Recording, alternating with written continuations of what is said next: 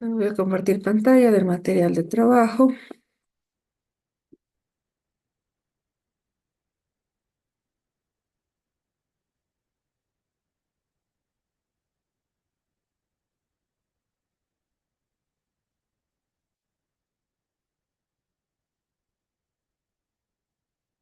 ¿Se puede observar?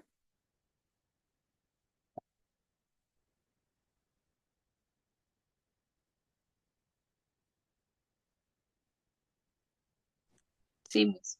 Ya. Vamos a ver la Tierra en el universo. El, el firmamento ha sido objeto de estudio por parte de los astrónomos desde la antigüedad. Su preocupación fue dar una explicación razonable al movimiento aparentemente errático de los cuerpos celestes y determinar nuestra posición en el universo. A continuación, repasaremos los diferentes modelos del universo que se diferenciaron a lo largo de la historia hasta llegar a Newton. Este repaso histórico nos permite comprender las etapas del método científico, es decir, el camino que se sigue en la ciencia hasta aceptar una nueva ley. Las etapas del método científico, esto ya nosotros lo habíamos visto al principio y dice que es observación de la realidad, formulación de hipótesis, experimentación, organización de datos experimentales, extracción de conclusiones y formulario de la ley y elaboración de una teoría. Si se producen nuevas observaciones o hechos que no se ajustaron a la teoría, estas deben ser ampliamente o ser sustituidas por una nueva, ¿no? Los modelos del universo, los 6 planetas del sistema solar que va de Mercurio a Saturno son visibles a simple vista y ya habían sido descubiertos en la antigüedad. Fueron los filósofos griegos quienes hicieron las primeras especulaciones sobre la estructura del universo. Aristóteles, en 384 a 322 a.C., planteaba un modelo geocéntrico del universo. Esto es que la Tierra en su centro es su centro y los demás cuerpos celestes giran a su alrededor. Estos cuerpos debían de moverse por esferas transparentes con un movimiento circular uniforme, que en la antigüedad se consideraba la forma más perfecta del movimiento. Quiere decir que esta teoría lo dijo Aristóteles y que decía que nuestra Tierra estaba aquí y los demás giraban a nuestro alrededor en unas esferas transparentes. El astrónomo griego Ptolomeo, en el siglo II después de Cristo, propuso un modelo geocéntrico del universo más perfeccionado que el de Aristóteles.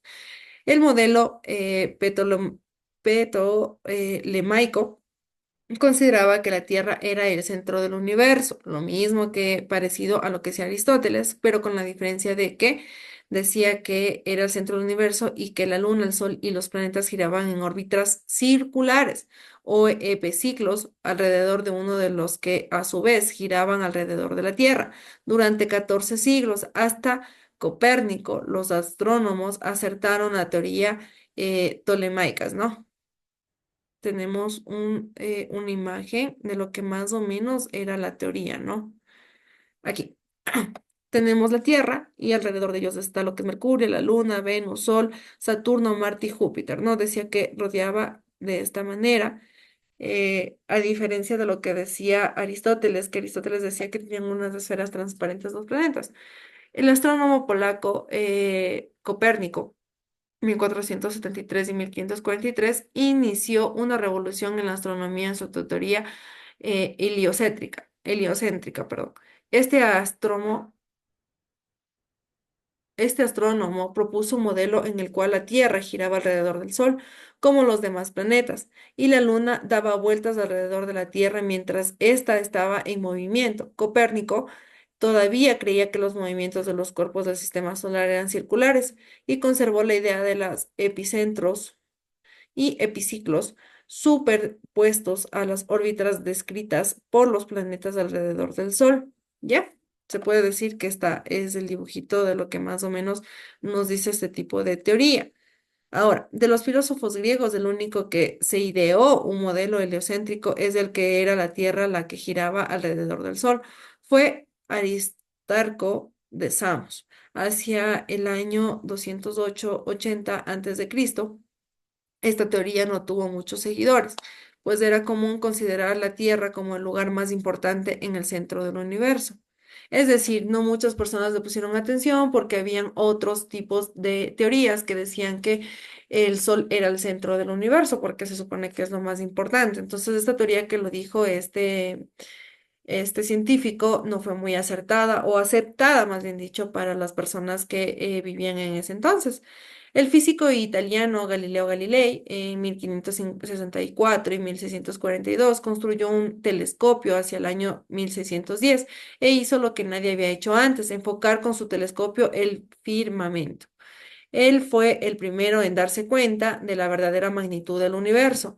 Descubrió estrellas nunca vistas hasta entonces y observó la superficie de la Luna, los satélites de Júpiter, las fases de Venus, eh, las manchas solares, etcétera, etcétera, etcétera. Todo lo que existe en en el universo. Para sus explicaciones adoptó casi a costa de su vida el modelo heliocéntrico de Copérnico, pero siguió suponiendo órbitas circulares para los planetas.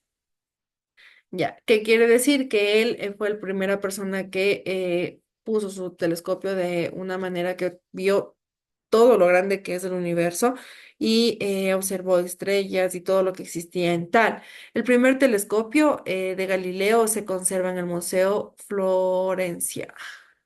Vamos a ver otra teoría que nos dice que el astrónomo alemán J. Kepler, 1571 y 1630, colaboró con el famoso astrónomo Tycho Brahe.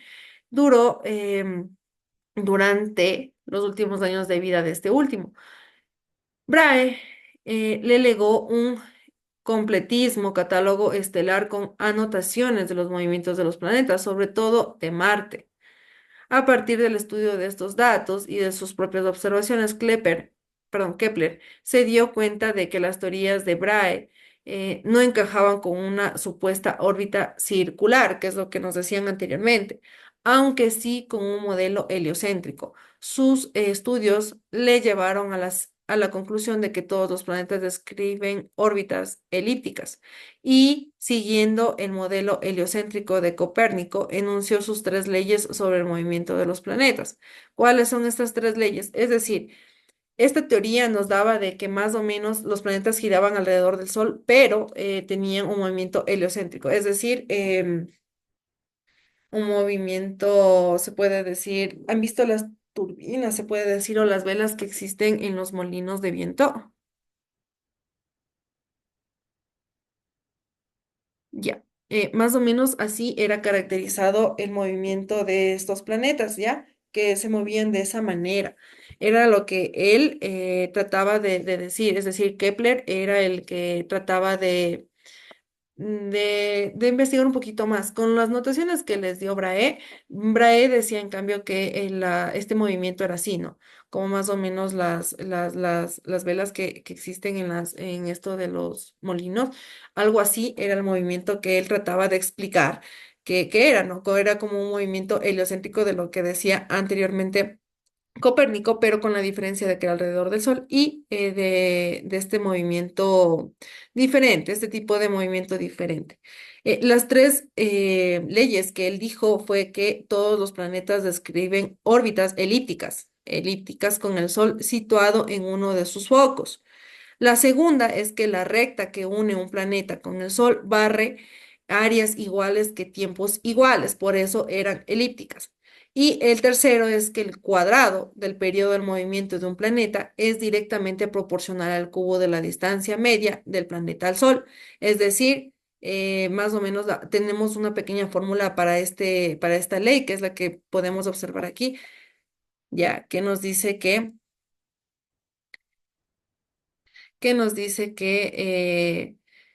es proporcional al cubo, ¿no? De la distancia media del planeta, al Sol, etcétera, etcétera. Esta es la fórmula que más o menos se da en esta tercera ley. Las leyes de Kepler son válidas para el movimiento de los planetas alrededor del Sol. Ojo, él no decía, igual que Copérnico, que el Sol era mitad. No, que el planeta Tierra era la mitad. No, este dice que el Sol es la mitad y que alrededor existen los planetas que siguen alrededor. No hay órbitas como, por ejemplo, lo que decíamos anteriormente, o como conocemos nosotros que alrededor del Sol hay una especie como de caminitos que se puede decir de esa manera para los planetas. Por ejemplo, aquí está el Sol, ¿no? Y nosotros teníamos aquí y en esta existía un planeta.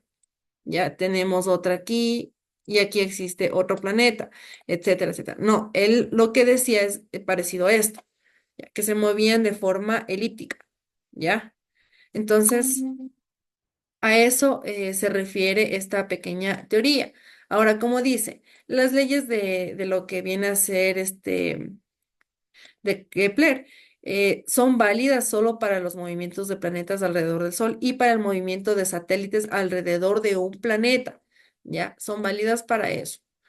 Entonces, dice que el mismo año de la muerte de Galileo nació Isaac Newton, ya con el que utilizamos ahora todas las fórmulas, las que habíamos anteriormente utilizado, y que nos dice que en 1642 y 1727 sus estudios de investigaciones abarcaron un gran número de disciplinas, mecánica, óptica, matemática y muchos más, hasta filosofía. Enunció las leyes de la dinámica y la ley de la gravitacional universal. ¿Ya? Newton supuso que el hecho de que la Luna gira alrededor de la Tierra, en lugar de salir despedida en línea recta, se debe a que la presencia, o sea, a que existe una fuerza que le empuja hacia la Tierra. ¿Cómo se llama esta fuerza? Aquí me dice, la fuerza que empuja la Luna hacia la Tierra. Esto ya habíamos visto anteriormente,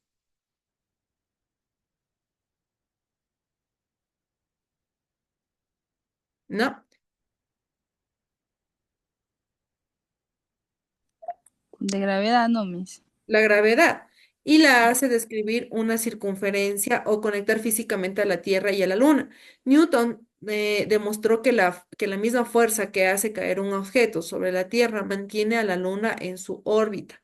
Es decir, lo que hablábamos es que anteriormente en lo que era la descripción de Kepler no existían más órbitas que solo una. Y lo que hacía de diferencia es que lo que viene a ser los movimientos elípticos que hacían el planeta, es decir, tenían una sola órbita. En el caso de acá ya tienen diferentes órbitas.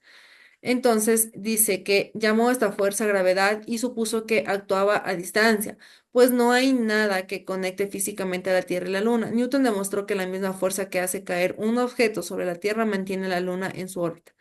A partir de las leyes de Kepler, Newton dedujo la ley de la gravitación universal. Es la que nosotros estudiamos actualmente y que no cambia, que es una sola, se puede decir, cantidad. ¿Cuánto valía la fuerza gravitacional?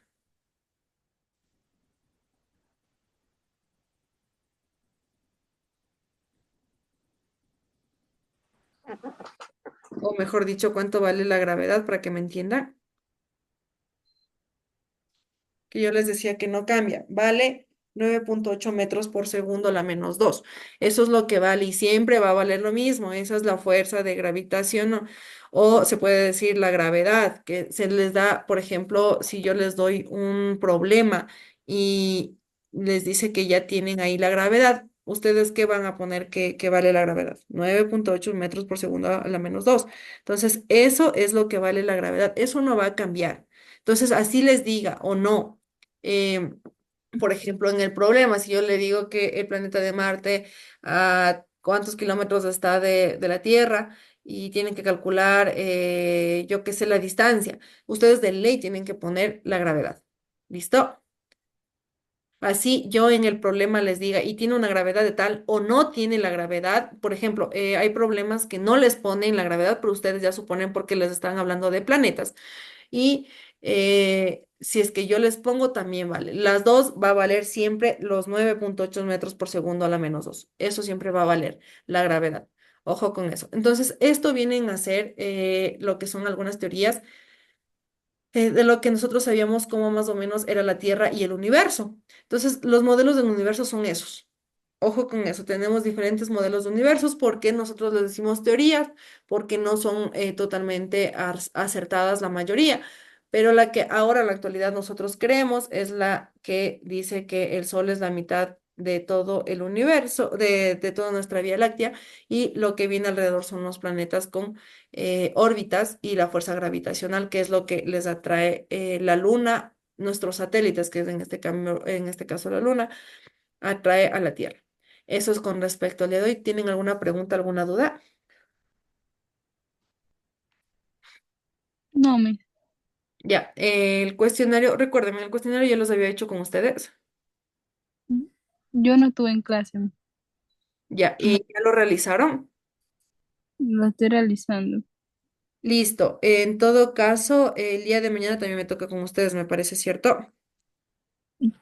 Sí, Ya, entonces te doy tiempo de que le termines hasta el día de mañana y verificamos con las respuestas correctas a ver si está bien hecho el cuestionario, ¿te parece? ya, Miss.